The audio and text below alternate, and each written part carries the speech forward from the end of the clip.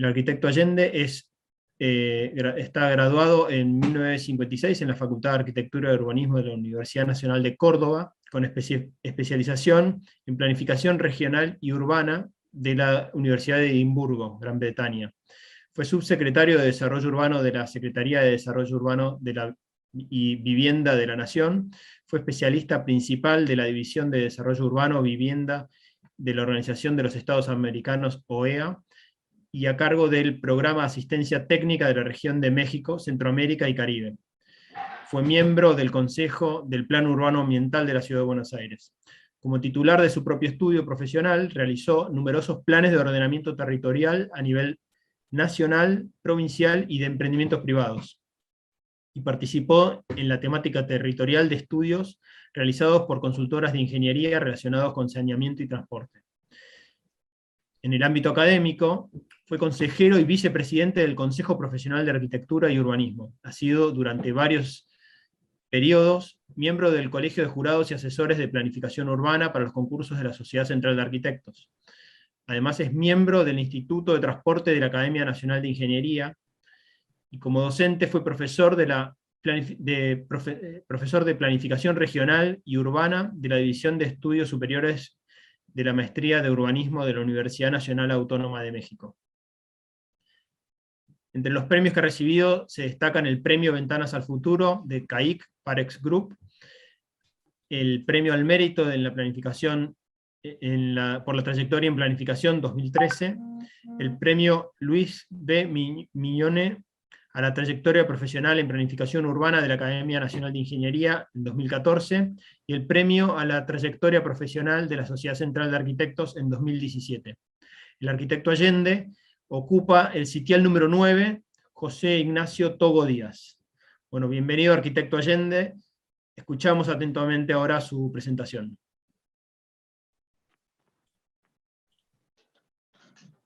Bueno, muchas gracias. Buenas tardes. Es para mí realmente muy satisfactorio tener la oportunidad de hacer esta presentación como miembro titular de la Academia, y considero que es un altísimo honor pertenecer a esta institución que es símbolo de la excelencia en materia de arquitectura y urbanismo. La Academia tiene para para orientar sus actividades, tiene unos lineamientos generales, de los cuales se destacan tres. En primer lugar, el rescate de la memoria de la arquitectura y el urbanismo, y la actualización permanente del conocimiento sobre el estado del arte, ¿no? En segundo lugar, la investigación también en forma permanente, sobre los fundamentos que guían la teoría y la práctica de la arquitectura. Y en tercer lugar, la difusión de estos conocimientos, haciendo acento quizás en los aspectos culturales, en los aspectos técnicos, en los aspectos artísticos, por decirlo de alguna manera.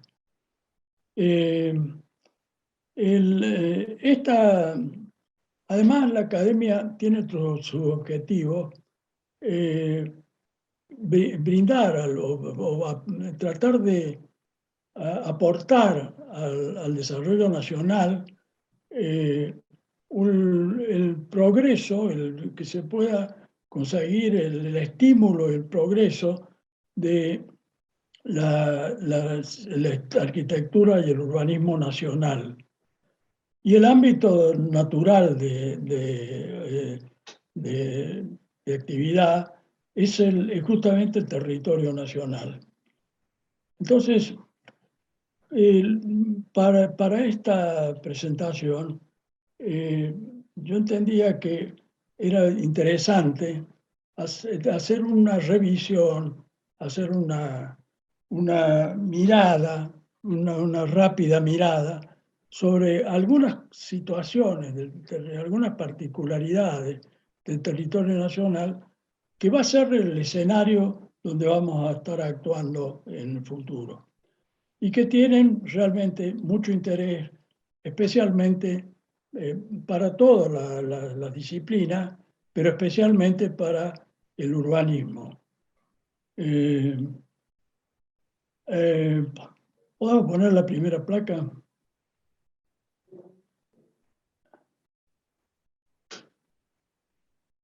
Perdón, ¿podemos pasar la primera placa?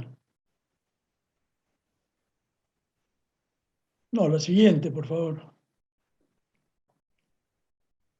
La Argentina es un país altamente urbanizado. El 93% de la población vive en ciudades, en áreas urbanas. En el resto del mundo, América es un continente bastante urbanizado, entre el 81% en Sudamérica, el 82% en Norteamérica, y después Europa tiene el 77% de la población en áreas urbanas. No, no, el anterior, por favor. No, el anterior. No, el anterior.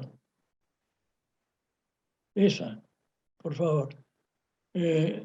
Y África ha quedado muy relegada, tiene el 43% solo de población urbana, a pesar de que tiene 3 megaciudades en el territorio africano, que ya tiene 3 megaciudades, y va a ser seguramente, va a alimentar mucho la migración a las ciudades en el futuro.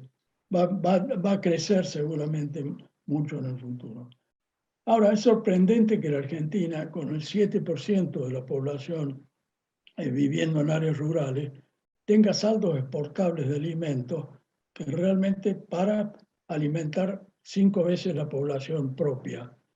Ahora, también es sorprendente que en nuestro territorio se den situaciones de postergación alimentaria o situaciones alimentarias precarias, e incluso de hambre en algunos sectores, que es realmente injusto, diría a esta altura. La próxima, por favor. La Argentina es un país muy extenso. Va desde la Antártida hasta el trópico. Tiene, tiene 2.800.000 millones de kilómetros cuadrados. Perdón, 2.800.000 kilómetros cuadrados. Y en la parte de Antártica y las islas del sur tiene otro 1.200.000 kilómetros cuadrados. Ahora, esa amplitud nos pone en el 8º lugar en el mundo de países según el tamaño de su territorio, al lado de Estados Unidos, Rusia, Australia, el mismo Brasil, que son países tremendamente extensos. Además, con los 47 millones de habitantes que actualmente tiene la República Argentina, la densidad de población que tiene el país es de 16 habitantes por kilómetro cuadrado. Si repartiéramos eso entre todos nosotros, a cada uno nos tocarían 6 hectáreas. Es difícil de imaginar si esa densidad es alta o baja, pero España tiene la misma cantidad de población que Argentina hoy, tiene 47 millones de habitantes. España cabe en la provincia de Buenos Aires, le sobra un poco, el 10% quizá, pero cabe toda España entera en la provincia de Buenos Aires. Es decir, la población argentina podría estar en la provincia de Buenos Aires y el resto es excedente.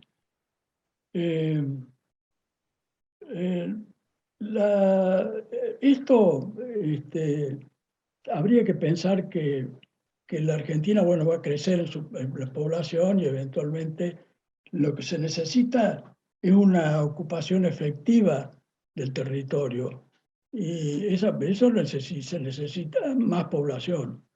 Ahora, en esto estamos también un poco en riesgo, porque la Argentina no va a crecer en la misma forma en que creció antes. Cuando yo iba al colegio secundario en 1945, a mí me enseñaron que la Argentina tenía 14 millones de habitantes. Me acuerdo perfecto en ese momento.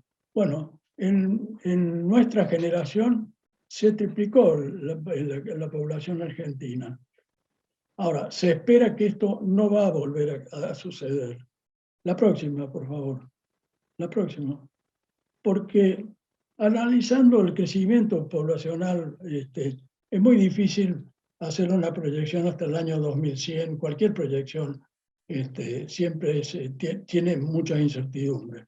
Pero hay un señor, un demógrafo, Leandro González, hizo esta proyección y la hizo con datos del censo del 2010, que es el último censo que tuvo lugar en la Argentina. Se suspendió el del año pasado por razones de la pandemia, y tomando datos del Ministerio de Salud. Ahora, ¿por qué el Ministerio de Salud? Porque la variable más importante para estimar el crecimiento de la población es la tasa de fertilidad por mujer.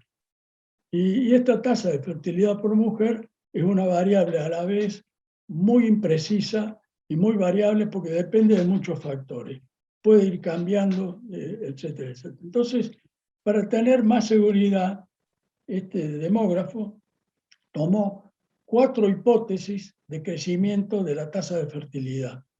Y el promedio es el que está puesto acá, que parece bastante razonable. Hoy tendríamos una población de 47 millones de habitantes, no hay un censo, todas son estimaciones, y llegaríamos a tener 56 millones de habitantes dentro del año 2075. Es decir, vamos a crecer el 40%, ya no estamos creciendo a las tasas que crecimos en el siglo XX, ¿no?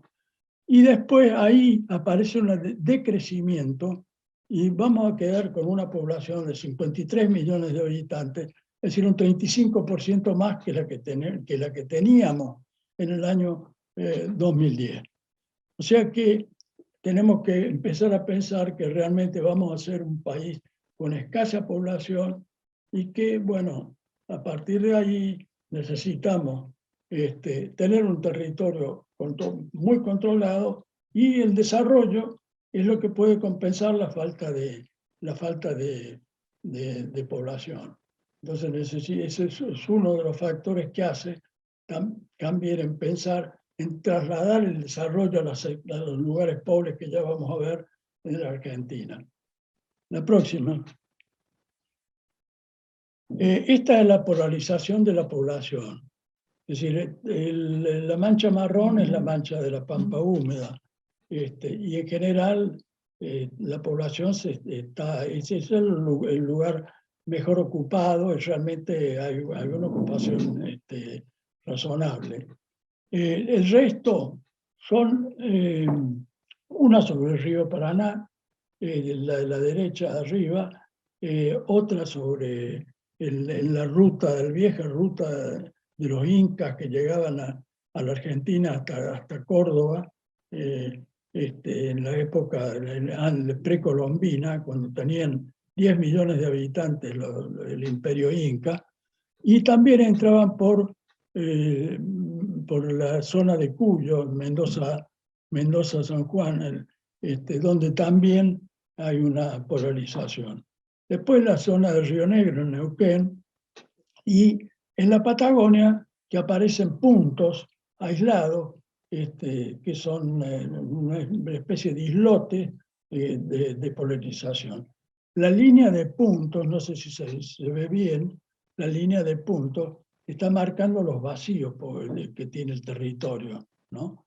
En la Argentina el 75% del territorio nacional tiene, o es decir, es árido, o es semiárido, o es semihúmedo, pero y tiene muchos problemas de desertificación. La desertificación no significa que vamos a llegar a un desierto, pero que hay una tendencia a desertificarse, ¿no? Los desiertos son procesos naturales, y la desertificación que se da en la Argentina, que se da en el mundo también, son por mal uso del suelo, digamos, por una, digamos, una intervención del hombre, una mala intervención del hombre sobre el territorio. En ese caso, Santa Cruz es la provincia que tiene más problemas de desertificación.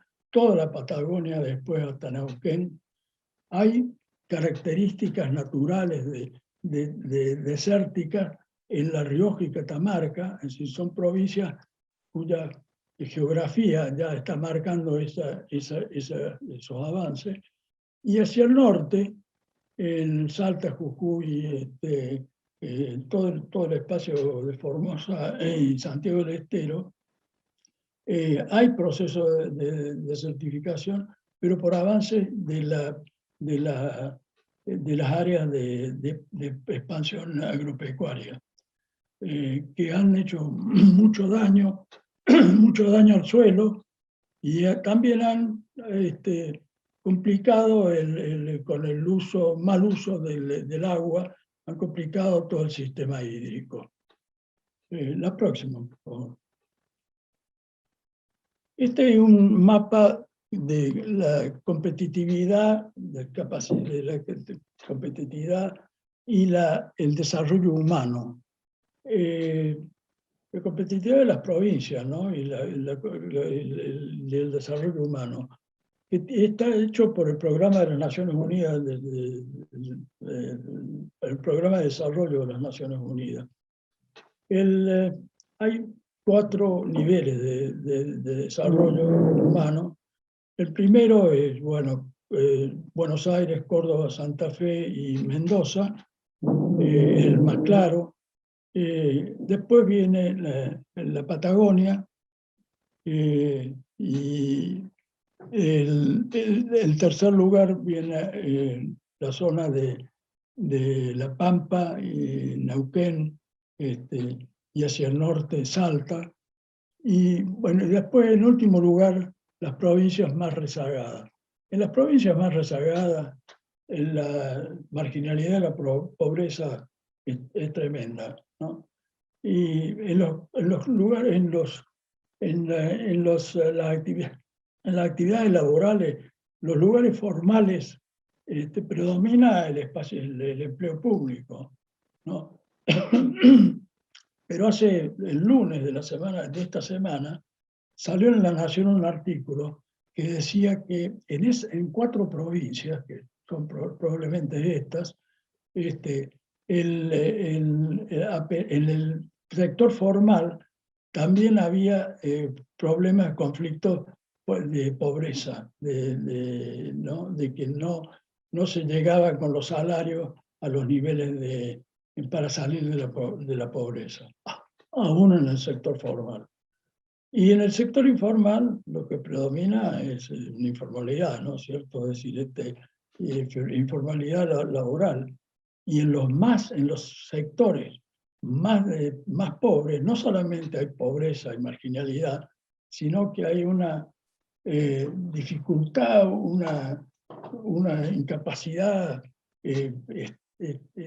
estructural para salir o aprovechar las ventajas del desarrollo, ¿no? O sea que es bastante complicado, y eso, pasamos a la próxima, por favor. Este es el sistema urbano nacional representado con las ciudades más importantes. Este sistema urbano es como un árbol, que es con su rama, que va llegando de los nudos más grandes o las ciudades más importantes hacia las ciudades más pequeñas. En las ciudades, en los extremos más pequeños, hay mucha debilidad. Y toda la situación de pobreza que está marcada acá también en verde, pero esta es del INDEC, se nota que, por supuesto las ramificaciones son muchas más que las que están dibujadas, pero se nota que llega la pobreza, están conectadas, pero siguen con problemas de pobreza.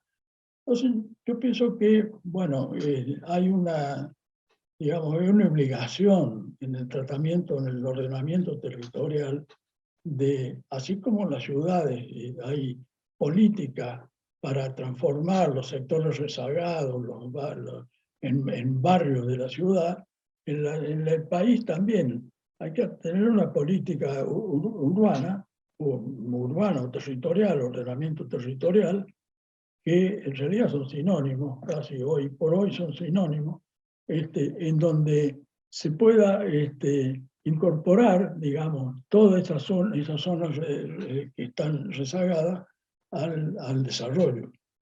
Y en ese sentido hay que pensar que las ciudades intermedias, o ciudades de 50, 250.000 habitantes, pueden ser transmisoras de desarrollo, es decir, lugares donde se pueda llevar el desarrollo como transmisoras a las regiones. Es una mecánica de ese tipo. Ahora, Buenos Aires, en la estructura jerárquica del sistema urbano nacional, es realmente es un macrocefálico, ¿no? Buenos Aires es una mega ciudad. Mega ciudad son las ciudades de más de 10 millones de habitantes. En el mundo hay 39 megaciudades. Y Buenos Aires ocupa el lugar número 20. La ciudad de Tokio es la primera megaciudad, la ciudad más grande del mundo en este momento, tiene 38 millones de habitantes. Y las proyecciones hacia hacia el fin de siglo, es que la población de la ciudad más importante va a ser Lagos, la capital de Nigeria, la ex capital de Nigeria, y va a tener 88 millones de habitantes. Es decir, va a tener más población que la población que va a tener la Argentina en el 2100, una sola ciudad. Pero la estructura jerárquica, las dos ciudades que le siguen a Buenos Aires, que son Rosario y Córdoba, tienen cerca de los 2 millones de habitantes, pero es el 10% aproximadamente de Buenos Aires. Buenos Aires en 2021, el área metropolitana, según las estadísticas proyectadas hacia 2021, tiene 14 millones de habitantes, justo 14 millones de habitantes en el área metropolitana, los 42 partidos que conforman el área metropolitana de Buenos Aires. Más la capital federal, o la ciudad autónoma de Buenos Aires, sigue siendo capital federal, pero es la ciudad autónoma de Buenos Aires, 3 millones, son 17 millones de habitantes. Esa es la cifra que tiene hoy Buenos Aires. Está bien que Buenos Aires sea una ciudad importante, pero no necesariamente grande. El tamaño no significa calidad, de ninguna manera. La ciudad más importante en el mundo, de la cual se habla siempre como el lugar que tiene la mejor calidad de vida, es Vancouver, en Canadá. Pero Vancouver, en Canadá, tiene 650.000 habitantes solamente. Y tiene, además, aspectos negativos, porque el señor Ruiz, que es el que planteó el problema de la huella ecológica, es decir, las ciudades, que bueno, sería largo de explicarlo, pero es un impacto muy importante en la capacidad, la biocapacidad de la Tierra. Si todas las ciudades del mundo tuvieran el grado de consumo que tiene la ciudad de Vancouver, necesitaríamos 3 planetas Tierra para poder poner, sostener a esa población. Bueno, la próxima, por favor. No, perdón, antes de un comentario. Generalmente hablamos de la República Argentina, y esto es un muy rápido pasaje para ver ciertos problemas de la Argentina, pero tomamos los límites, ¿no? Tomamos los límites y nos olvidamos de lo que pasa alrededor. En realidad, del otro lado del límite de la frontera, pasan muchas cosas. Hay 5 países que nos rodean y cada uno de estos países tiene en su territorio también singularidades, estructuras urbanas,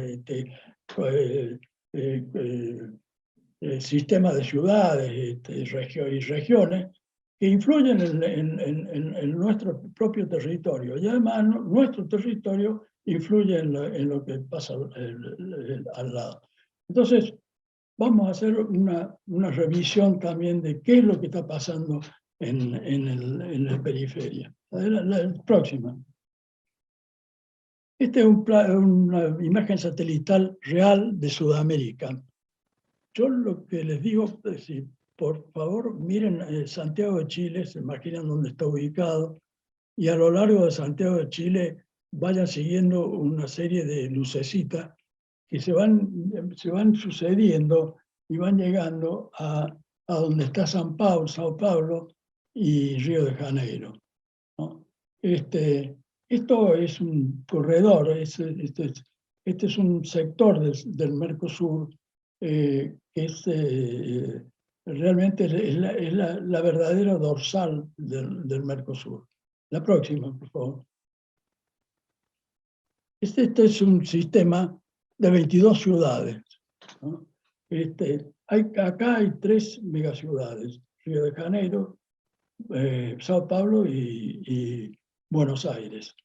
Pero también hay una ciudad como que ya está llegando a los 8 millones de habitantes, como es Santiago de Chile, e incluye Asunción, Montevideo, etc.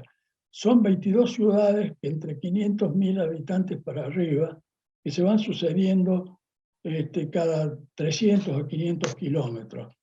Solamente hay algunos tramos en donde no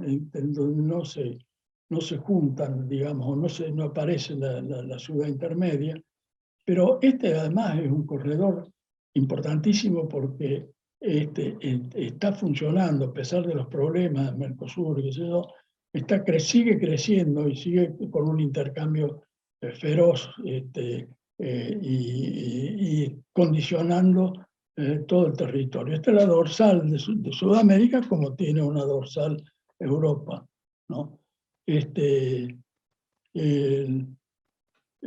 También, para tener una idea de lo que pasa acá, en el Brasil el 70% del PBI nacional está en esta franja.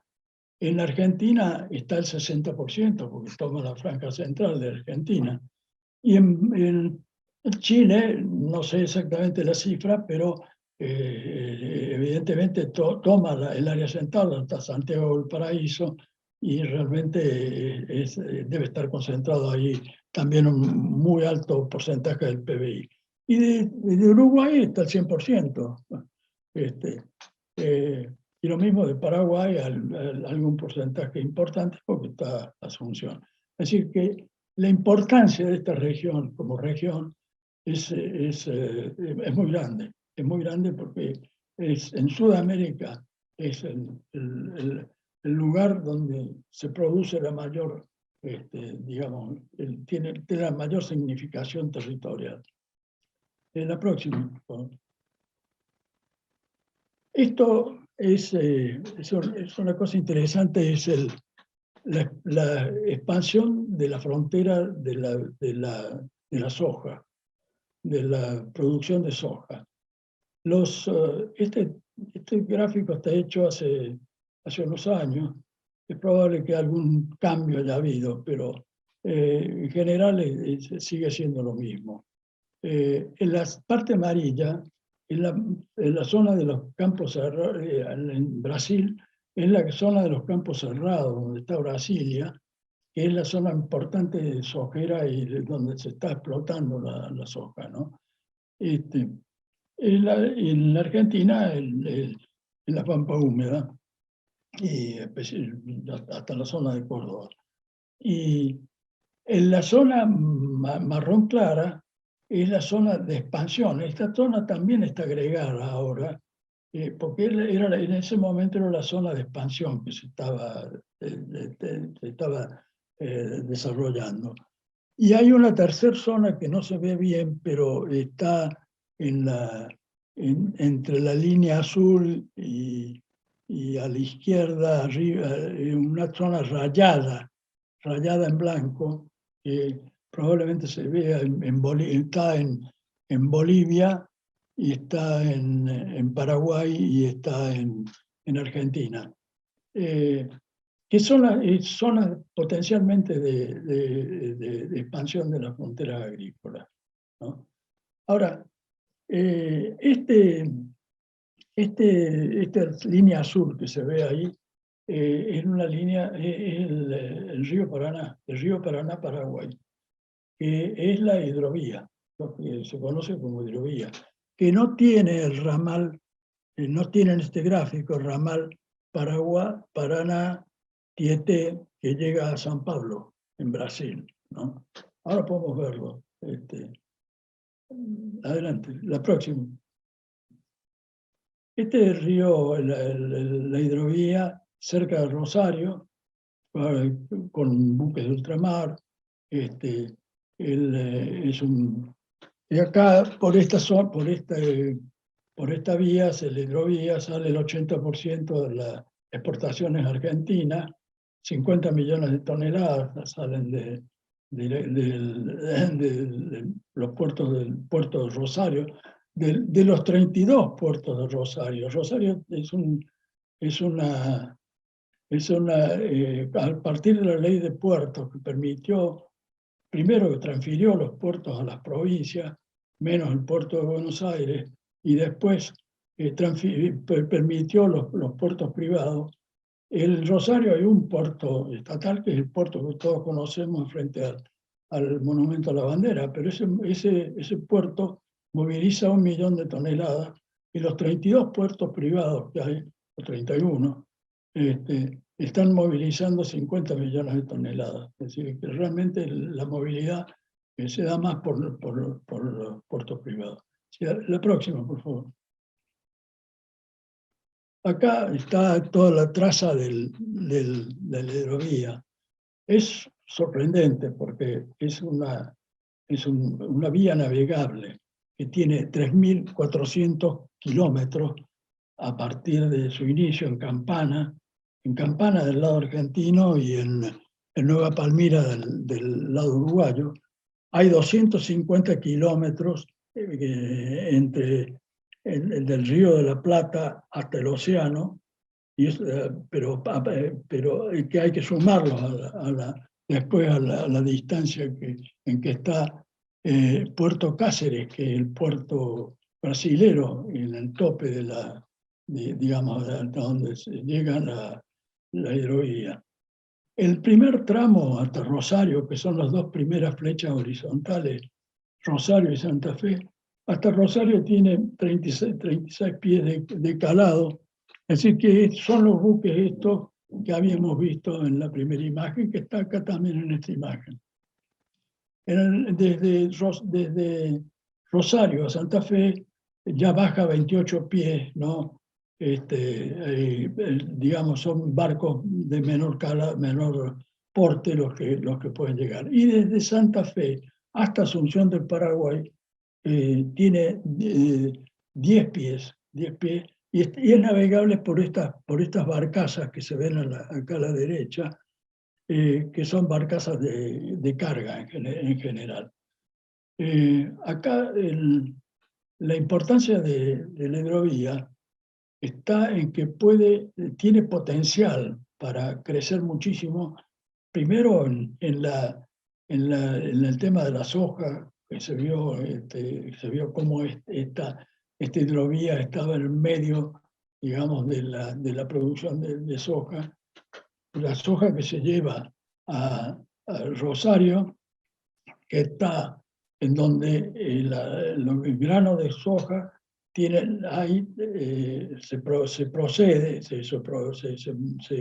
se procesa, y en la mayor instalación de cracking que hay en el mundo, ¿no? Para producir aceite y harina, ¿no?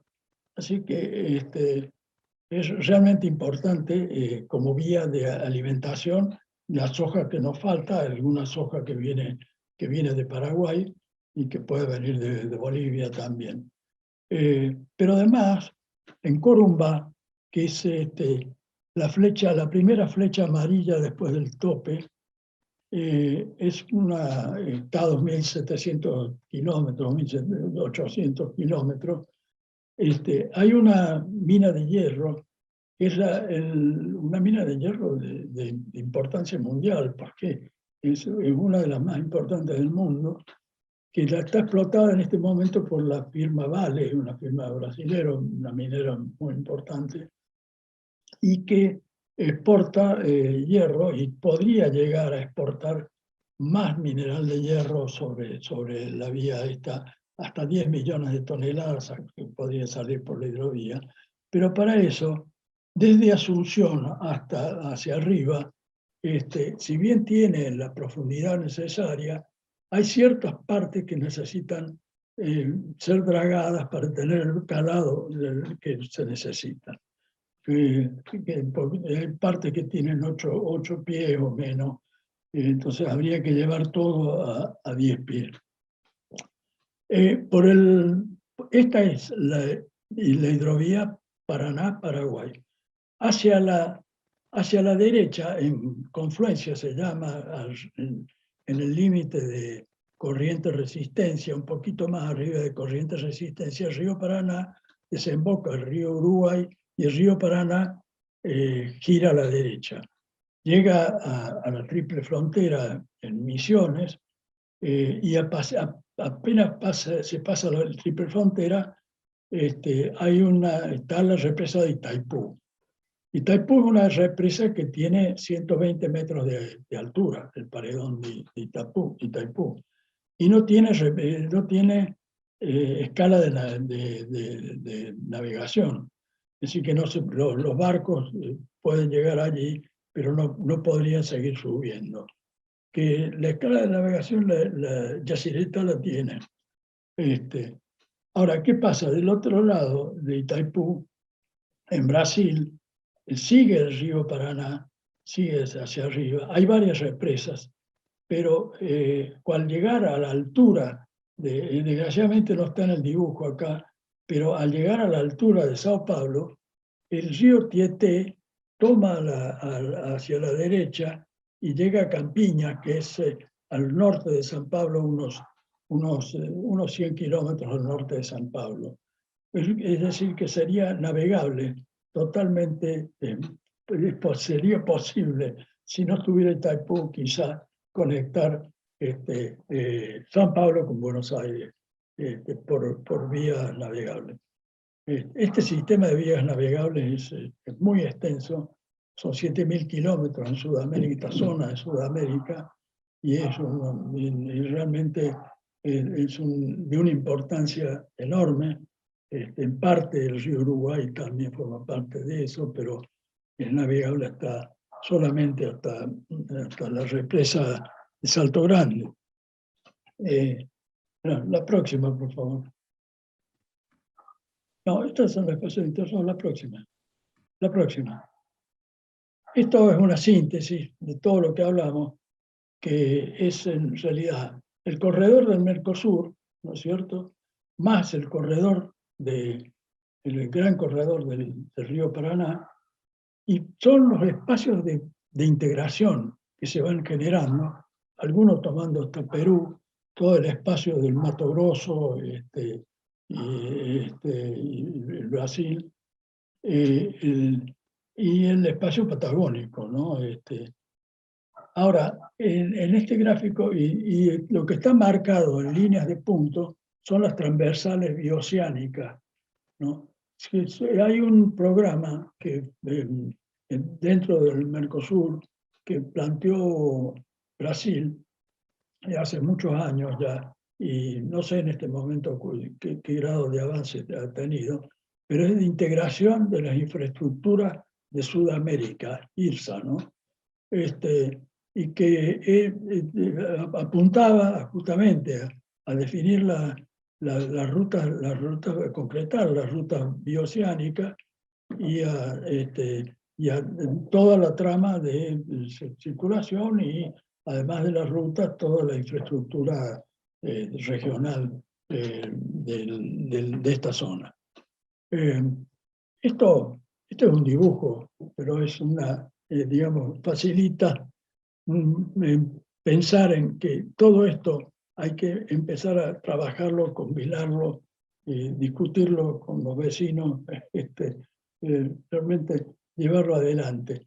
Hay una zona que es muy interesante porque que no está dibujada acá, pero que ocupa las dos zonas que están al norte del corredor del Mercosur.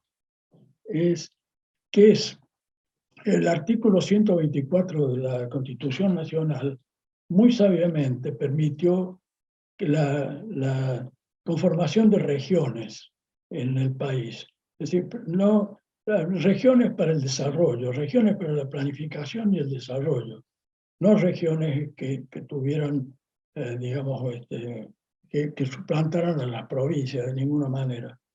Y lo que se hizo en realidad en el primer momento fue hacer la región NEA, NOA, el centro y Patagonia, las regiones clásicas que hubo siempre en la Argentina.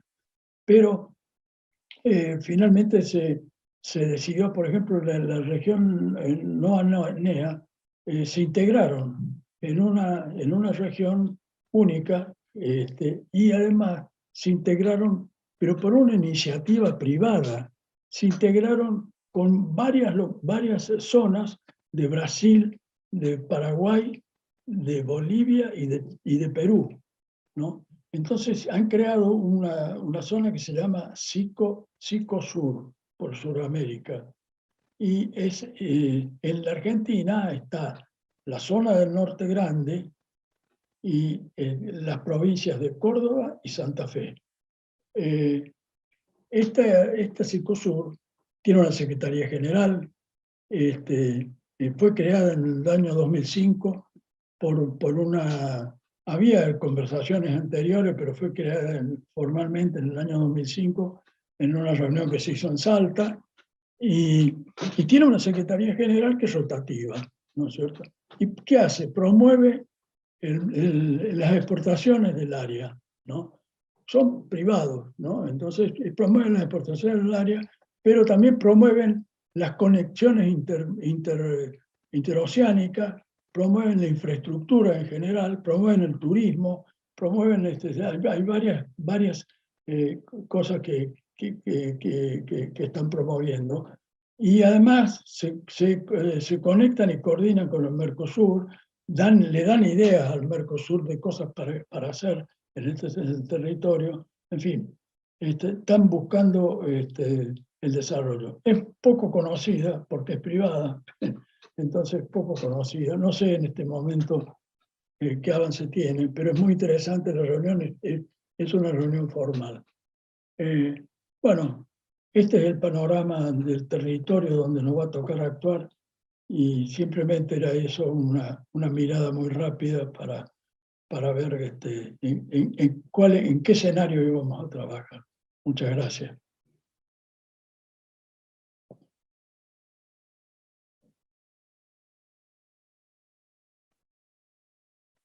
Gracias. Muchas gracias, Heriberto.